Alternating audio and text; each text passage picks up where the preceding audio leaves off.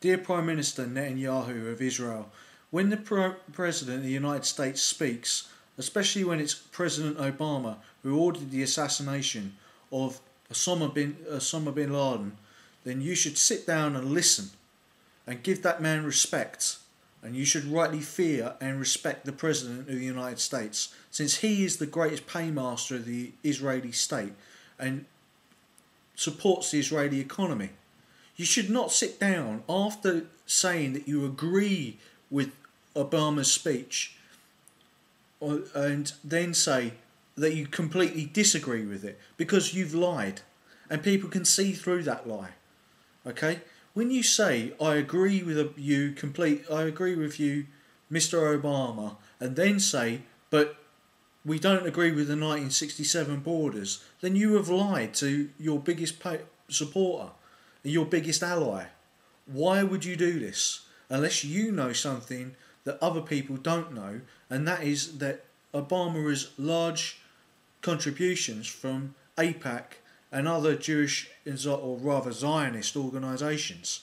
And then we must ask the question of why the Israeli left has been silenced on the issue of peace with the Palestinians. Because it's Likud, the far right-wing party that runs Israel, that is not allowing the social democratic Jewish people a voice. So he can rightfully go to the America, which is run by Christian Zionist and Saudi Arabian lobbies, and tell the president what he can and cannot rightfully say. Netanyahu's speech was also racist and ignorant, because he said that the Jewish people have suffered like no other people. What about Russia?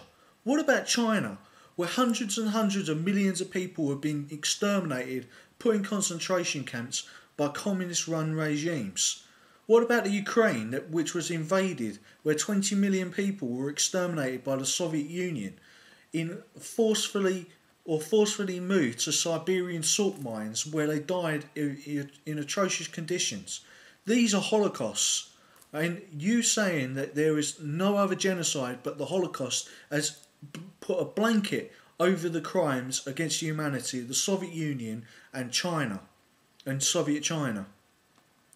This is an outrage against humanity, and Israel should learn the lessons that if you are covering up for other people's crimes indirectly, not overtly, but are going around and telling people such as the Ukrainians that you shouldn't speak about your tragedy because it affects how our tragedy is seen as being ununique.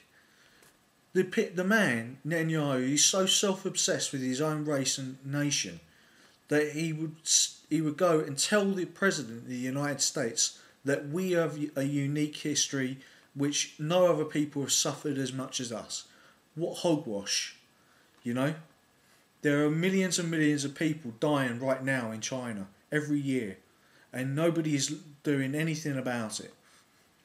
The Arab Spring should be welcomed by Israelis, and especially those on the social democratic left who have spoken up repeatedly in the Israeli Labour Party about helping the Palestinians gain a state.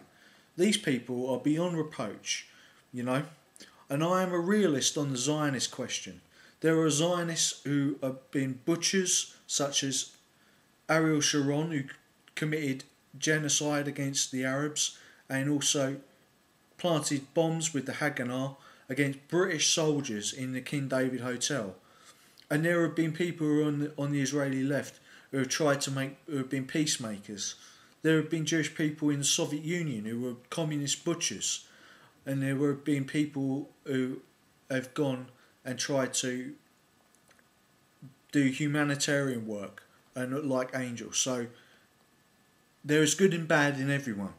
I am not pro or anti-Jewish. I would like to see a second Jewish state in the Horn of Africa, in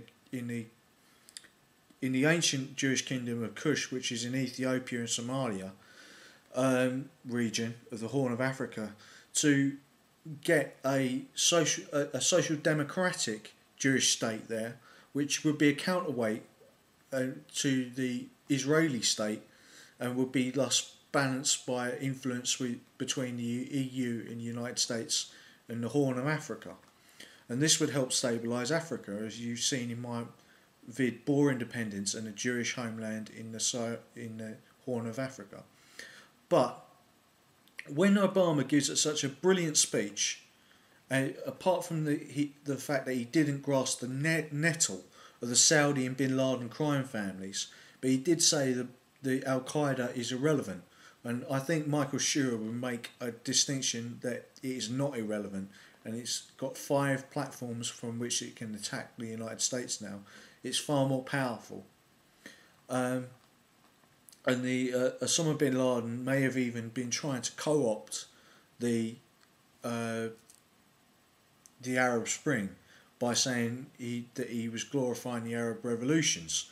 But so Al Qaeda is dangerous. It could try and infiltrate the Arab Spring. So I can understand what Netanyahu is saying about the 1967 borders. Israel would in effect be only 9 miles wide, which he said was half the width of the Washington Beltway. So you can understand the Israeli sense of insecurity. But if these Palestinians make a independent declaration of independence, then his concerns will be irrelevant anyway, because the fact will be that there will be a Palestinian state. Israel will be occupying it, will be forced by the international community to withdraw, because America will either switch off the funding or the EU will put peacekeepers in, you know. So you have to deal with the problem of the Israeli lobby in America and the Saudi lobby, which is a different question. I've done a video on that. And the problem of the right being so dominant in Israel, you know. Their security concerns are overriding their own democratic model, because the people who want to make peace are being sidelined, you know.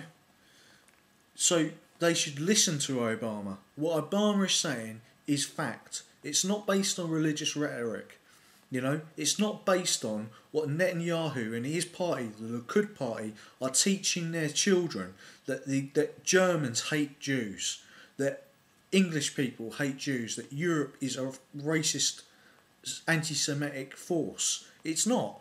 You know, you've got parties on the far right in Israel saying that Israel should nuke Europe. Israel's got 400 nuclear weapons, and we're worried about Iran maybe gaining a nuclear weapon. We should be very worried about what is going on in Israel, because Israel, as a cabinet member said, who went through the Holocaust, said that the Israelis are treating the Palestinians like the way that the Nazis treated Jews. This is extremely worrying, that people, the two Semitic races, Arabs and Jews, cannot get on with each other. You know, this must stop. We must have democracy in the Middle East. And Netanyahu did say that he welcomed it. We can only take it on his word that he does or he does not. So he did capitulate somewhat to what Obama said.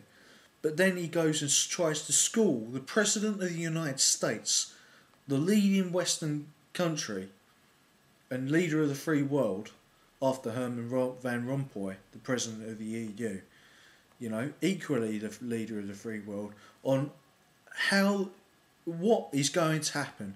And he said, oh, the 1967 borders will not happen. Well, see that it does, Mr. Obama, and start schooling Mr. Netanyahu. Because, as you said, the Jewish people are a great people, but the Americans are also a great people, a great Indo-European people with a great history, a great Anglo-Saxon, Anglo-German people, and they shouldn't be being schooled by Israel. You know? The Israeli left really needs to grasp the nettle and start confronting Netanyahu so that there is more than one Jewish opinion. Otherwise, a Jewish state in the Horn of Africa may be the only hope for the Israeli left. So it's a quite depressing picture, because instead of an Arab Spring, Israel is going to bring on itself a bitter winter.